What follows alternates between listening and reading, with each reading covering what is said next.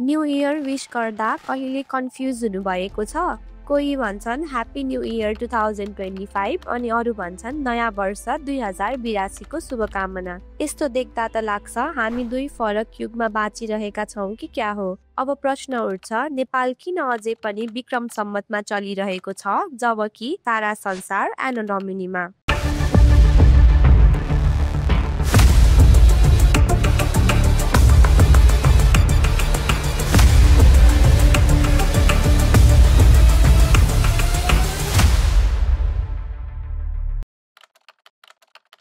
विक्रम सम्वतको इतिहास नेपालको सांस्कृतिक र ऐतिहासिक पृष्ठभूमिमा गहिरो छ।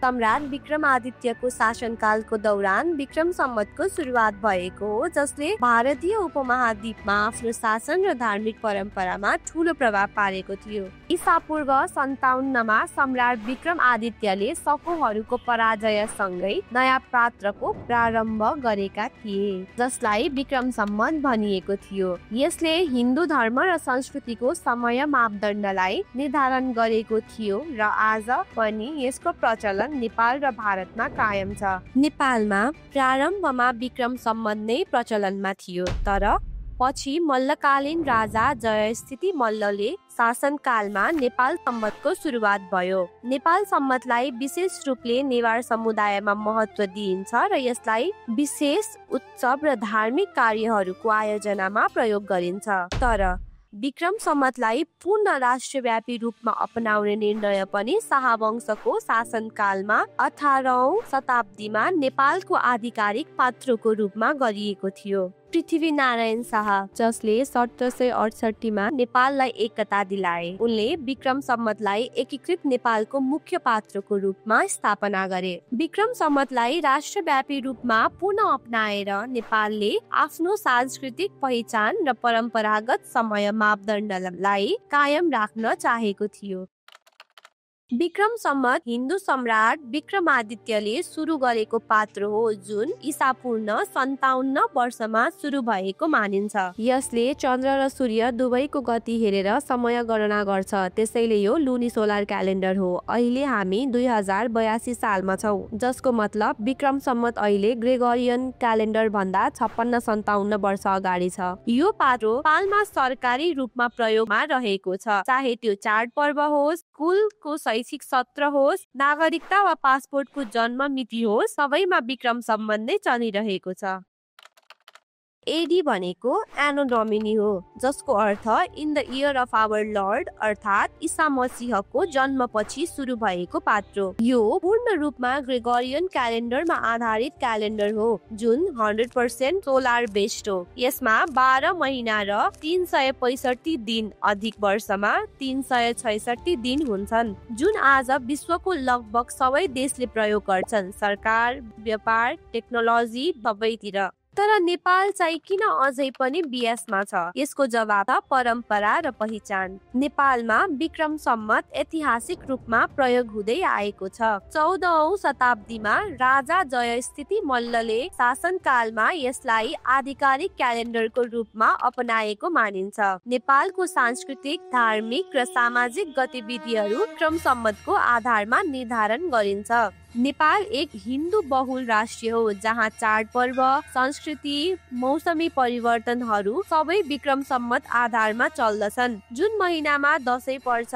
तिहार आउँछ, नयाँ वर्ष मनाइन्छ, त्यो सबै विक्रम सम्वतमा आधारित छ र त्यसमाथि हाम्रो संविधान र सरकारी निर्णयहरू पनि विक्रम सम्वत अनुसार नै जारी हुन्छन्। हाम्रो भाषा, भूगोल, धर्म र सामाजिक संरचना विक्रम सम्वतसँगै गाँसिएको छ। त्यही भएर सरकारले आजसम्म विक्रम सम्वतलाई आधिकारिक पात्र बनाइरहेको छ। नेपाल कहिले विदेशी उपनिवेशमा नपरेको हुँदा हामीले हाम्रो मौलिक क्यालेन्डर प्रणालीलाई निरन्तरता दिएका छौँ। यसले हाम्रो पहिचान बनाएको छ। हामी कहाँबाट आएका हौँ भन्ने देखाउने पात्र यही हो। एडी र बीएस बीचमा मुख्य फरक के हो भने विक्रम सम्वत सूर्य र चन्द्र दुवैको आधारमा गणना गरिने लुनिसोलर क्यालेन्डर हो, जबकि एडी भनेको सूर्यको चालमा आधारित सोलर क्यालेन्डर हो जुन ग्रेगोरियन सिस्टममा आधारित छ। आजको मिति ईस्वी सम्वत 2025 भए पनि विक्रम सम्वत करिब 67 वर्ष 8 महिना अगाडि भएर अहिले 2082 साल चलिरहेको छ। विक्रम सम्वतमा महिनाका दिनहरू वर्षै पछि फरक हुन सक्छन्, तर ग्रेगोरियनमा महिनाको दिन संख्या स्थिर हुन्छ। नेपालमा विभिन्न समुदायले आफ्ना परम्परा र संस्कृति अनुसार फरक फरक पात्रो प्रयोग गर्छन्। नेवार समुदायले प्रयोग गर्ने नेपाल सम्वत पात्रो सम्राट शंखधर साख्वाले ईस्वी सम्वत 879 मा सुरु गरेका थिए र यो चन्द्र सूर्य दुवैको आधारमा समय गणना गर्ने लुनिसोलर पात्रो हो। यसै अनुसार महापूजा, स्वन्ती जस्ता चाडहरू मनाइन्छन्। तामाङ समुदायले भने सोनाम लोसार अनुसार नयाँ वर्ष मनाउँछन्, जुन तिब्बती पात्रो जस्तै चन्द्रमाको गतिमा आधारित 12 वर्षे जनावर चक्रमा आधारित हुन्छ। यसै अनुसार माघ महिनामा नयाँ वर्ष मनाइन्छ।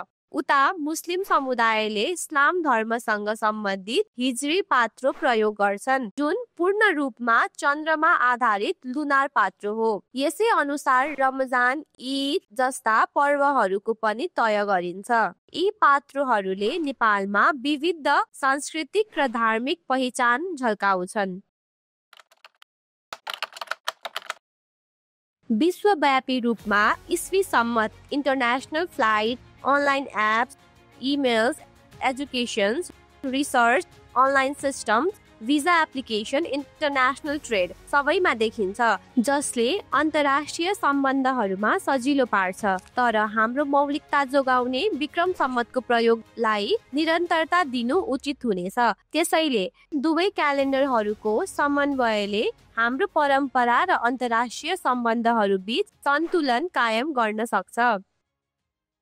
नेपालमा विक्रम सम्वत हाम्रो सांस्कृतिक पहिचान र परम्परासँग गहिरो रूपमा जोडिएको छ। यद्यपि अन्तर्राष्ट्रिय स्तरमा समन्वय गर्न ग्रेगोरियन क्यालेन्डरको प्रयोग आवश्यक देखिन्छ, तर हाम्रो मौलिकता जोगाउन विक्रम सम्वतको प्रयोगलाई निरन्तरता दिनु उचित हुनेछ। सोशल मिडिया, इमेल, इन्टरनेट यी सबैमा एडी देखिन्छन्, तर बुबा आमा भन्नुहुन्छ, बाबु तिमी 56 सालमा जन्मिएको हो, हामी दुवैतिर अल्मलिएका छौँ। तर सन्देश एकदमै स्पष्ट छ। जसरी हामीले संस्कृति र प्रविधि सँगसँगै अगाडि बढाएका छौँ, त्यसै गरी विक्रम सम्वत र ईस्वी सम्वत दुवैलाई सँगसँगै लैजान सकिन्छ। हाम्रो स्थानीय परिचय विक्रम सम्वत हो, अन्तर्राष्ट्रिय पहुँच ईस्वी सम्वत हो। जसले हाम्रो जरा देखाउँछ र जसले हाम्रो पाखुरा फैलाउँछ, त्यो दुवैलाई सम्मान गर्नु नै हाम्रो असली उन्नति हो। अन्त्यमा विक्रम सम्वत हाम्रो इतिहास, संस्कृति र परम्परासँग गहिरो रूपमा जोडिएको छ। यसलाई संरक्षण गर्नु हाम्रो कर्तव्य हो, तर अन्तर्राष्ट्रिय स्तरमा ईस्वी सम्वतको प्रयोगले पनि हामीलाई विश्वसँग जोड्न मद्दत गर्छ। दुवै क्यालेन्डरहरूको सम्मान र प्रयोगले हामीलाई हाम्रो पहिचान जोगाउन र विश्वसँग कदम मिलाउन सहयोग गर्छ।